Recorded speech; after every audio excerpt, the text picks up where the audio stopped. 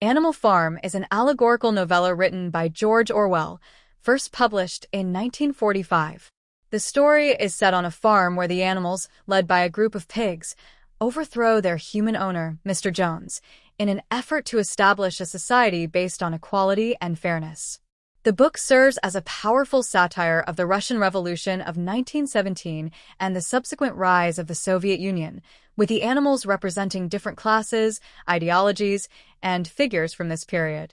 The story begins with Old Major, an elderly boar, who gives a speech to the animals on Manor Farm, urging them to rebel against the oppressive human rule and to create a society where all animals are equal. Inspired by his vision, the animals, led by the pigs Napoleon and Snowball, revolt and successfully overthrow Mr. Jones. After the rebellion, the animals rename the farm Animal Farm and establish a set of commandments, the most important being that all animals are equal and no animal shall oppress another. However, as the pigs assume leadership roles, the ideals of the rebellion start to crumble. Napoleon gradually consolidates power, using his intelligence and cunning to manipulate the other animals. He drives out Snowball, his rival, and claims total control, ruling the farm with an iron hoof. Over time, the pigs begin to adopt the same behaviors as the humans they initially overthrew. They live in luxury, while the other animals endure hardships, working harder and harder for less. As the pigs continue to exploit the other animals, they change the commandments to suit their needs.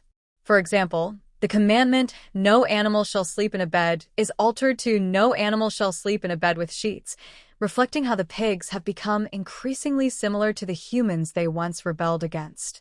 The famous phrase, "All animals are equal, but some animals are more equal than others," encapsulates the hypocrisy and corruption that takes over the farm. The animals are kept in a state of ignorance through propaganda, which is spread by Squealer, a pig who is skilled in manipulation and persuasion.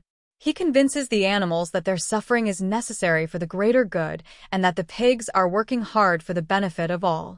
Despite their growing disillusionment, the animals continue to toil, hoping for a better future that never comes.